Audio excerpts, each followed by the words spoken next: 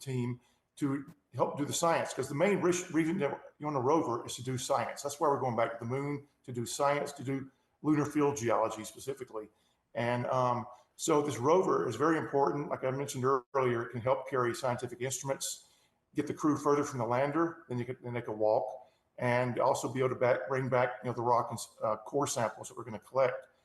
So it's critical. And then once again, as I said earlier, most of this mission will be robotically operated from Earth and exploring like we've been doing with the rovers on Mars since over 20 years now. I imagine that the testing process for something like this is pretty rigorous. Can you talk a little bit about that? It's very rigorous. We've been allowed to sit in on some of the NASA preliminary design reviews that last up to a week, and everything is possible is thought of. I mean, it's a big team of people. You need that. That's part of the really the fun of working on these projects is the team effort, and it takes a team effort. Everybody has a role to play. No one's role is more important than anyone else's, but they all have to come together. And I mean, you have to think about everything, human factors. How comfortable is it for the astronauts to sit in those seats? Yeah. They get jostled around. I mean, you have to. It's mind-boggling to see the level of details put into this. And like I said, these design review meetings, they last almost a week, all day long, excruciating detail of every little thing you can imagine, and probably things you can't imagine. Wow. The fact that technology is so advanced that eventually we can control this from here on Earth, remotely is just, it's mind-blowing. It is. I mean, I've worked on several Mars rovers with NASA throughout my career, and I'm working on one right now, Perseverance rover, that landed back in 2021, and it is remarkable when you think about what you're doing. I mean, you get kind of caught up with day-to-day work, getting enmeshed in your work. Yeah. But I always take time to think about the big picture of what we're actually doing, and it's very inspiring, and it's very an awe-inspiring thing to be involved with. Yeah, Totally. I mean, can you just geek out with me for a second and pinch yourself? I mean, go back to an 8-year-old Jim Rice, where you're sitting in elementary school saying, "Yeah, it would be pretty cool to build a lunar rover one day." I mean, and now you're doing it right now. This has just got to be the coolest moment, right? It is. Actually, I was 6 years old when I got interested in this. I was That's all close. I wanted to do, and I've been very fortunate to have gone this far and this deep in the process of working on these missions. And you do have to literally, like you said, pinch yourself, because it's an honor to be doing this. It's really, I don't know, when you think about, you see Mars at night in the night sky, think about we're operating a rover up there. And then if we get selected for this rover on the moon, everybody sees the moon. And, I remember when the Apollo astronauts landed on the moon as a kid, walking out, looking at the moon, knowing that they're up there walking and working. And that does something to you that I can't describe. You'll be able to, I know y'all guys are too young, but you'll be able to see it, because the Artemis 3 landing is scheduled to happen about 2 years from now. And this rover will go and launch in 2029 is the plan. It will be there for the Artemis 5 crew in 2030. So it's a couple years down the road, but in terms of getting astronauts back on the moon, it's only a couple years away. And it will be a remarkable, it's been over 50 years since we've done this. And, I'm really hoping our team is an integral part of this. Yeah. I hope so too. I mean, Me the too. experience ASU has with this. Talking about pinch me moments, I actually got to have a pinch me moment a few years back in 2022, and involving about all of this is there was a NASA team that came up to Arizona, north of Flagstaff here, where they tested out the old, like, sort of lunar rover model, something that they had kind of hinted. Here I am standing with it right here. This was so cool as they were driving around this on the volcanic rocks out there. This. Yeah. And they were saying it was that texture, that feeling, that crunching of rocks that would be close to driving so on crazy. the moon. I mean, who knows? You can tell how much it's changed, though. I think they built this thing like back in the 80s. It was a long time. I don't know if you know, Jim, when this thing was built. But it looks totally different. I know that very well. I lived a week in that rover. I was what? Wow. I remember. No kidding. Flagstaff, like you said, Black Point Lava Flow and SP Crater. I know this project very well. It was called Desert Rats at the time. Oh my gosh. I was involved with it for many, many years. Like I said, I was a crew member. I had the honor of being a crew member, living in the rover for a week and going out and doing Wow. simulated moonwalks. So, yeah, it was great learning experience for the team. And we're building on that. Obviously, would be a pressurized rover, what you're seeing there. Yeah. This is going to happen further down the road. But a lot of lessons were learned, very valuable lessons. What was it like being in there for a week? Yeah. What was that like? Yeah. It was a lot of fun. I got to play astronaut for a week, and we were eating the same food the astronauts from the space station. We had people in mission control, Houston, we were communicating with. We had a strict daily timeline. It was like we were on the moon. I mean, obviously we weren't, but the mission was a simulated lunar mission. And we slept in there. It was very comfortable. Had a great time. Incredible. Shout out to Babbitt Ranch, by the way, because that's so their cool. land up there. Exactly. That let you all be a part of up there. And it's just so cool. I didn't know that about you, Jim. So That's it's so great amazing. to have that connection right there. I got to drive that thing around, too, and move the joystick and all of that. That was pretty cool. So I imagine when there's this private company that's building one of these things, you are the perfect person to reach out to. Totally. The expertise that you have, the expertise ASU has. I mean, I don't know how NASA could go with one of these other two companies, right? Give me some trash talk right now. Why are they going to go with you? Well, we have two competitors, and they're good teams. We don't know a lot about what they're doing because a lot of this is proprietary, with these private companies. So I'm optimistic. I think we have a great team, and hoping for the best. And it's only a couple more months till we find out. And I think we got an awful good shot. Wow. Best of luck to you guys. This will be incredible. You have to let us know what happens. Oh, that's going to be a big story. Yeah. Yeah, no, that's going to be a big story. And really best of luck to you guys. And real quick before we let you go, and I got to ask about this. You were talking about how at ASU, you guys are involved in all the Mars rovers that have happened there. The head of the Jet Propulsion Laboratory, she was one of the founders of the School of Space and Earth Exploration out there at ASU and everything, Dr. Lori Leshin. Just give me some perspective here. How outsized is the role of ASU in the space community? Well, I think a lot of people aren't aware what ASU has done over the decades, literally, with NASA missions to the moon, to Mars, the outer solar system, Jupiter, Saturn. We have an instrument on the way to the moon called Europa that orbits Jupiter. That's Phil Christensen's instrument. We have instruments on the way to find some asteroids with Jim Bell, who I work with.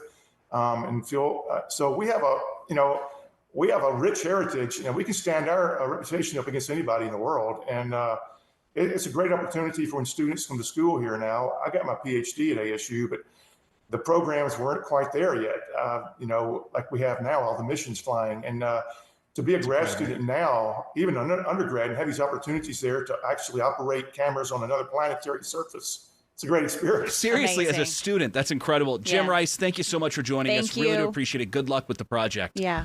We'll be right back in just a minute.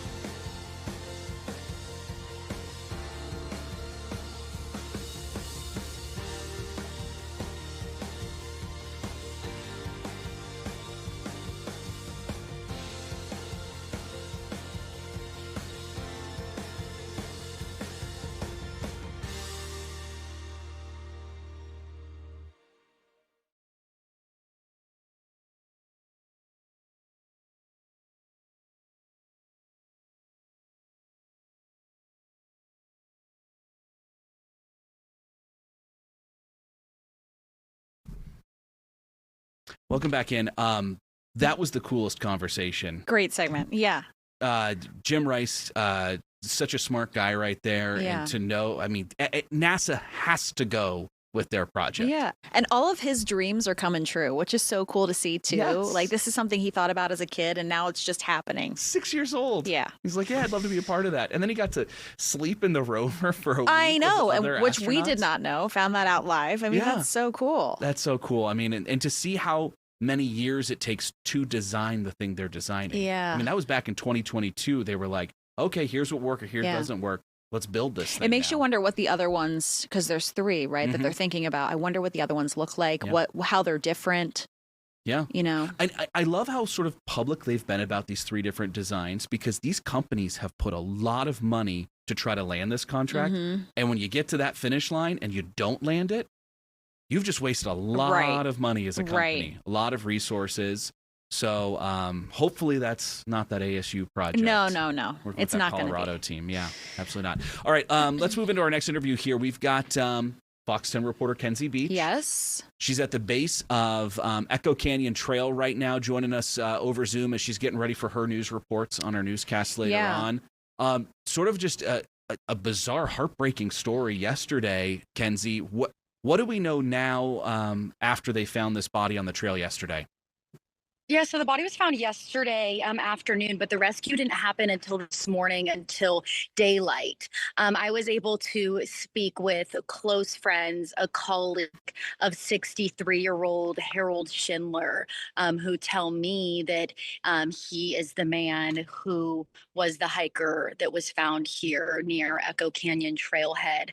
So I've learned a little bit about him, 63-year-old from Mexico City. He came up to the valley for the very first time, and his friends and family were extremely worried about the last time they had heard from him was around September 2nd.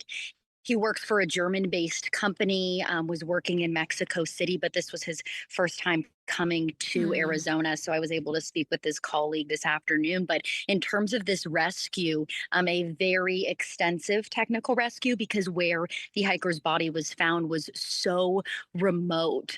They were actually only able to access the area by a rope pulley system.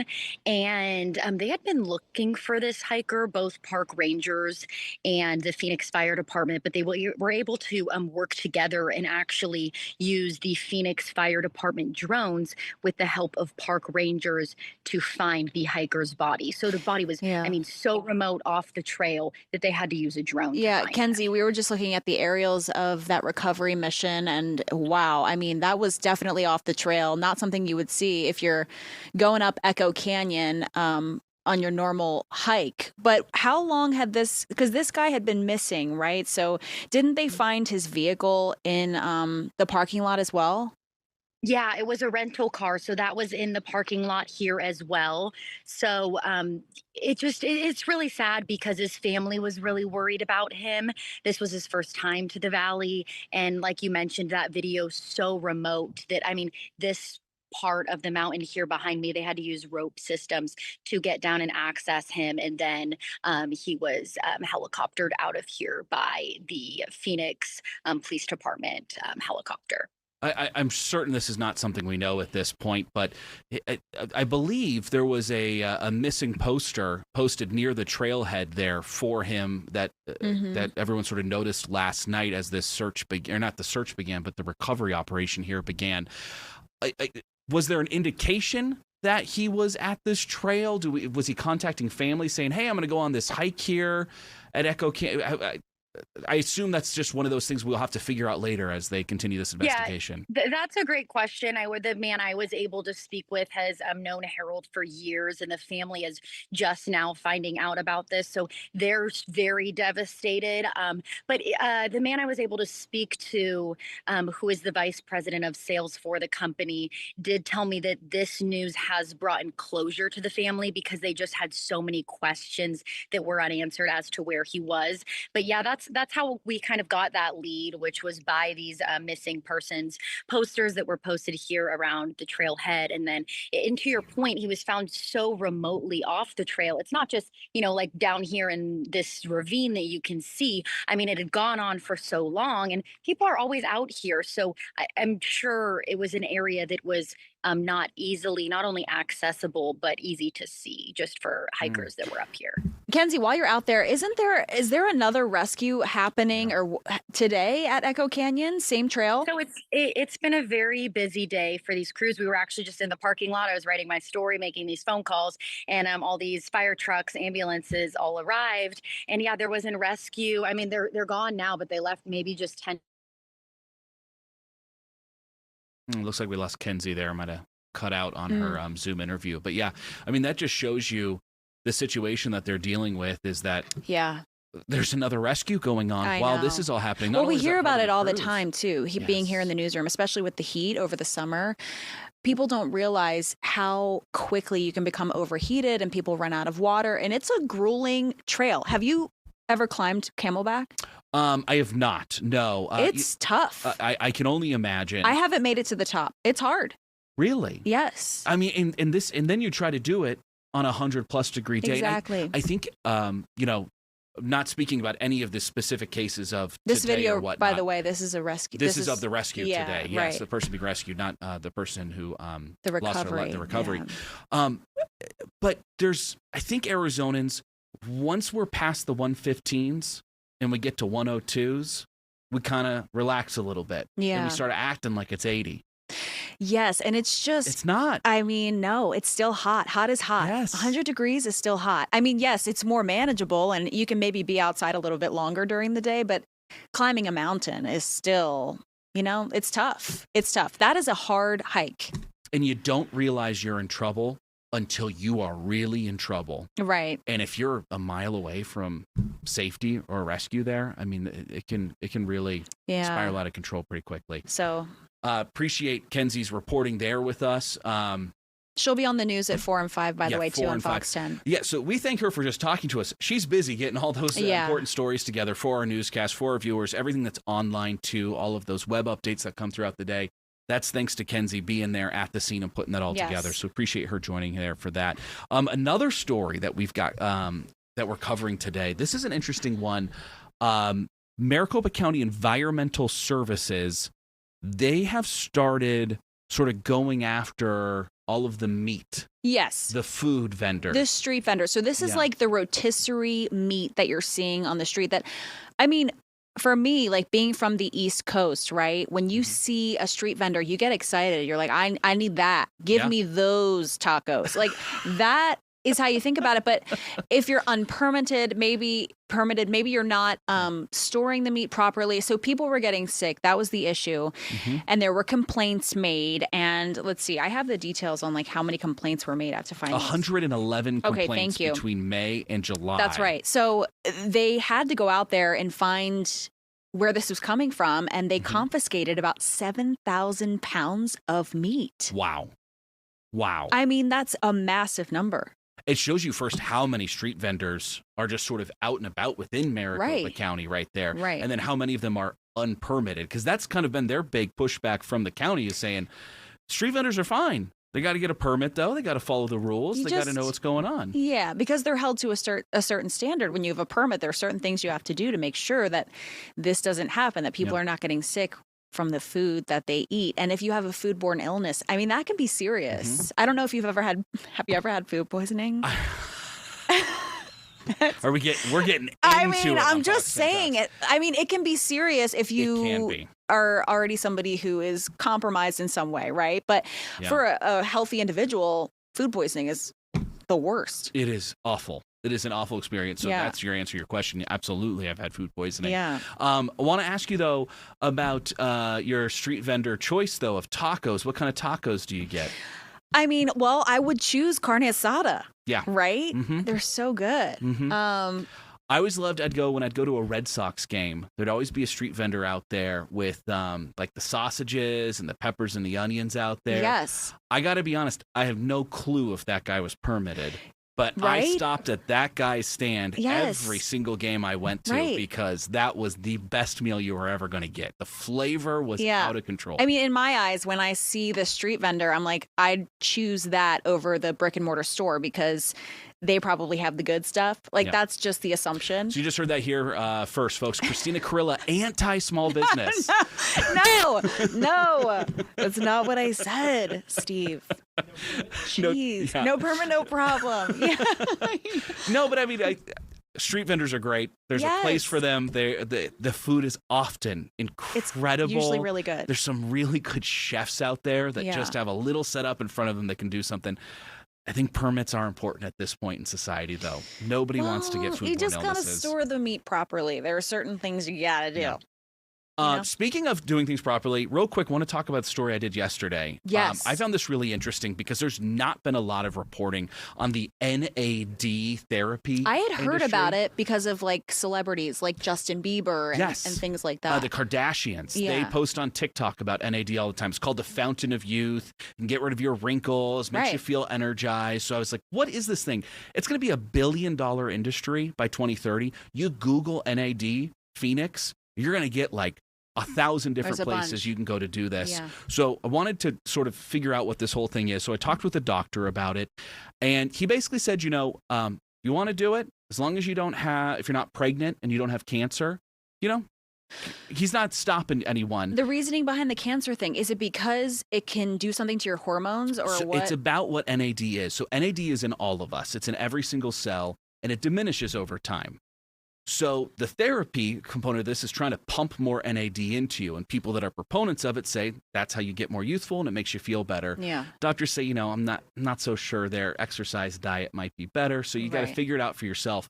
But when it's going in there and you're putting it into your body to repair your cells, it repairs every cell, both good and bad. Got it. So it can actually, it can be hurtful for it can grow your cancer. Right. So that's according to these doctors that I've spoken with. Dr. Marvasti with Honor Health. It was a really interesting story. Encourage everyone, if they want to know more about that, fox10phoenix.com. You can get all of that info. It was a good story. There. Yeah. And we talked to a woman last night. I mean, she says it's saving her life right now. She's got a kidney disease, and she's gone from stage 4 to stage 3. Yeah. Only thing she's changed is doing these NAD therapies. So you talk to some people, anecdotally, they swear by it. Yeah. Not only is it making them look younger, feel better, it's changing their lives. Hey, if it can't hurt you, if you're not suffering from something like cancer and you want to try something like that, I mean, why not? Yeah. So it's an interesting thing. I think we need more reporting on it because it's clearly a massive industry at this point. We're going to take a quick break right now. Christina, you got to go get ready for the news. Yes, I do. I have to do my hair. It looks great. It has to happen. I think.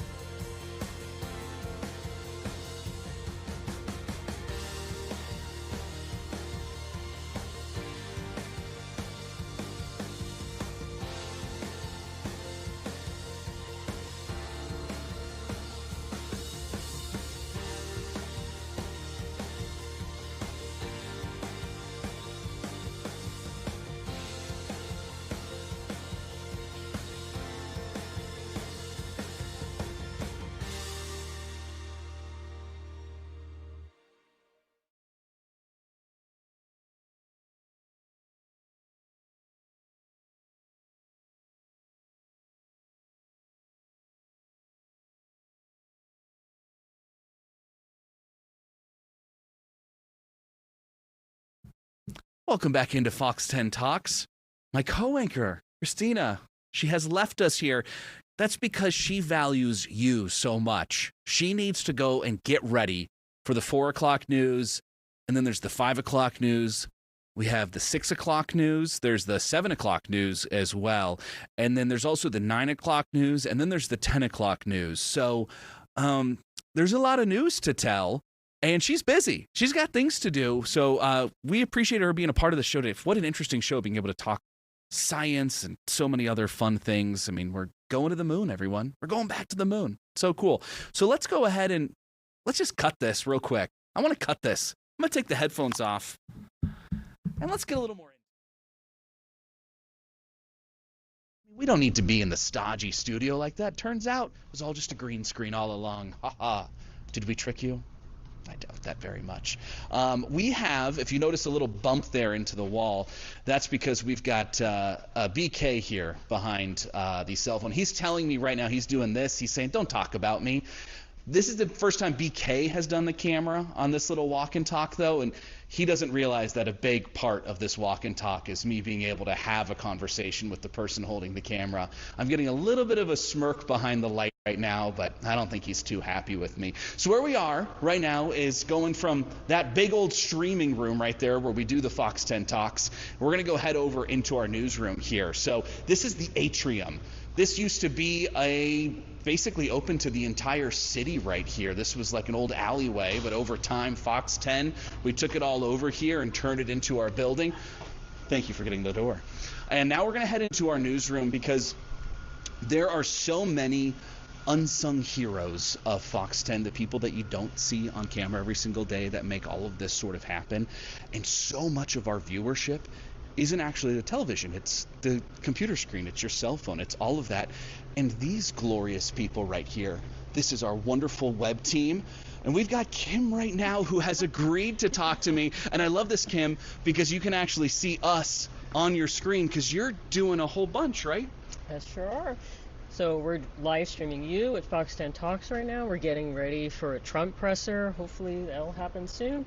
So we have that. You're getting ready for the 4 p.m. show and everything else. So there is a whole bunch of stuff that we have. Even though you see this one screen right here, you're also looking at social media, top stories, all kinds of stuff that we got on. Yeah, I was just going to say, we got the social media screen over here too. Yep. Yeah, it's not just that. So what's sort of trending right now online? So you have that fatal crash in North Phoenix that killed one person, injured another one.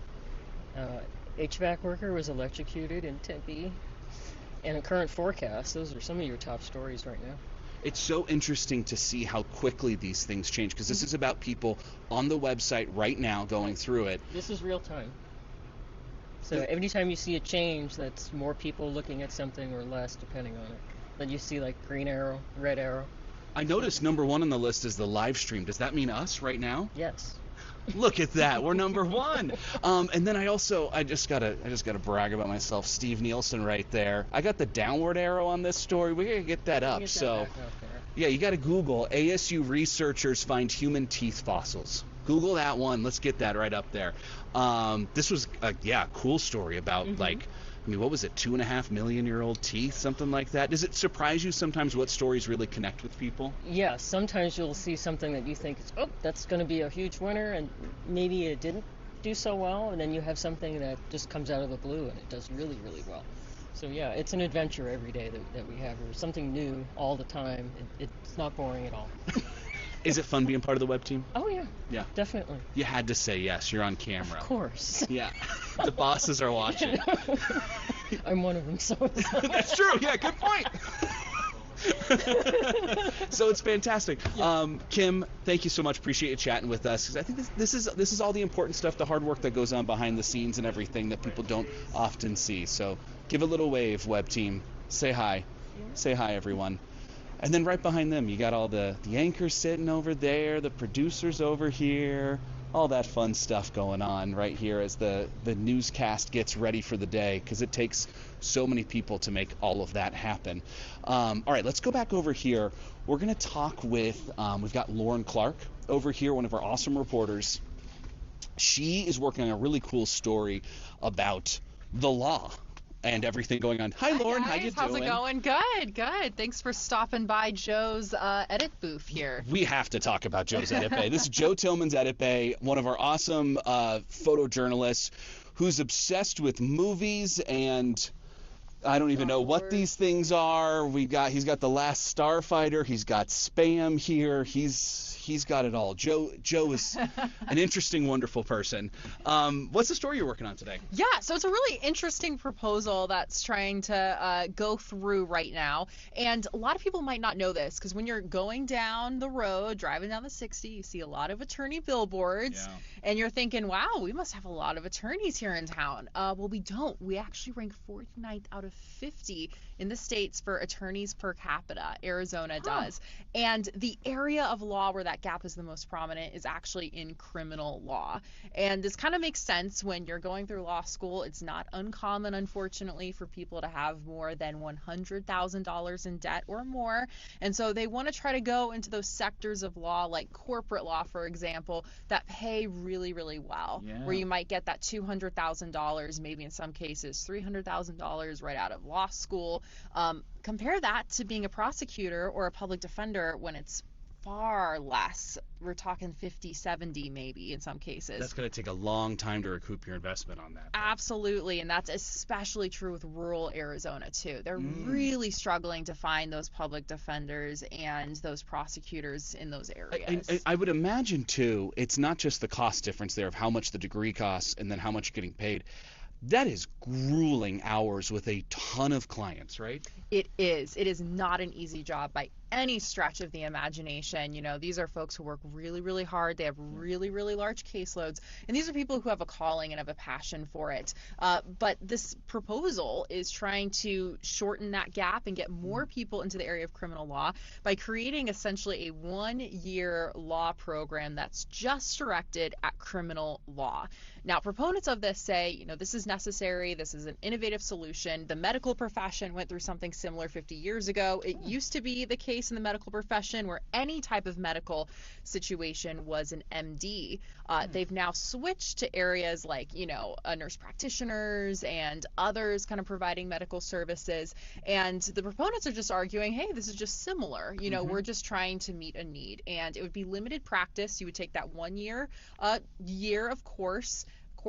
You would be under supervised attorney for maybe 1 or 2 years, pass some type of exam, and then you could represent the state or a defendant in a case. But some people are adamantly opposed against this. They think that this is really kind of lowering the bar for a practice of law that is really important, because we're talking about taking away someone's liberty in some situations, and years of their life behind bars. So we have some county attorneys. For example, the Pima County attorney that we spoke to, she says, look, why are we setting up a situation where my grandma, she has a will, you know, she needs a 3-year licensed attorney who better, you know their stuff because, you know, money's on the line.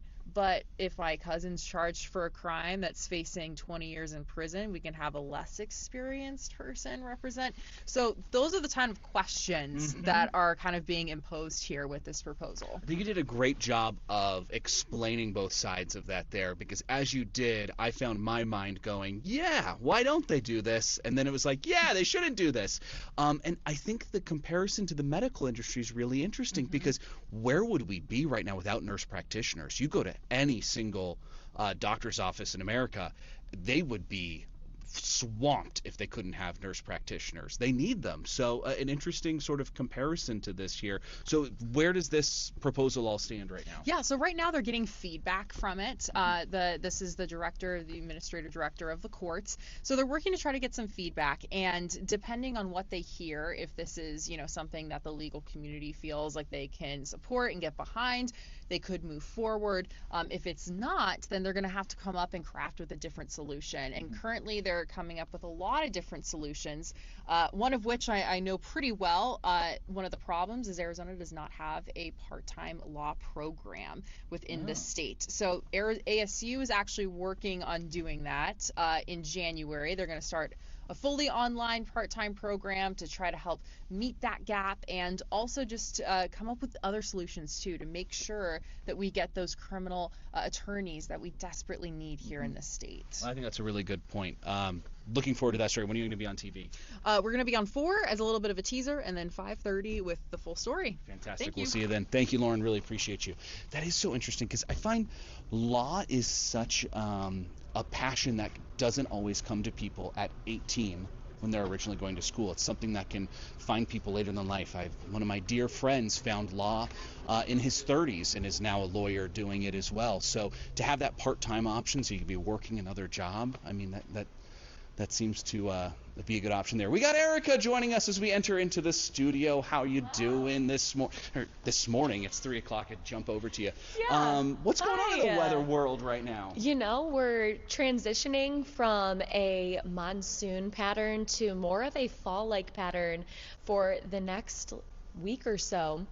So what that really means is that when you have a monsoon, you typically get that moisture coming in from the south, you have that southerly wind flow, but with this kind of more fall-like pattern, we get those drier westerly winds coming in. So humidity is going to be dropping later this week. We will also be seeing some pretty gusty winds across the state.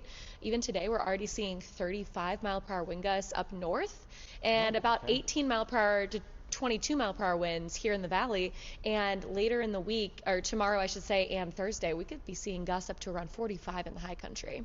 Okay. So that's some serious wind for northern Arizona, and then here will be a little breezy as well. And then we're going to be seeing some slightly cooler temperatures. Thank goodness. Yeah. So seriously, can we talk dew point for a second? Am I crazy? Has this been like the most humid stretch ever? You know, it's been a long, humid stretch for sure. And so our dew points right now are in the 50s, but like during our morning hours, our dew points are usually higher. They're usually at their highest in the morning. So it was definitely feeling more muggy earlier this morning when they were in the 60s. Now it's feeling sticky. And as we go through the next couple of days, we're actually going to be seeing our dew points dropping a little bit. So they'll be more in the 40s and 50s, and that will mean it feel less humid outside.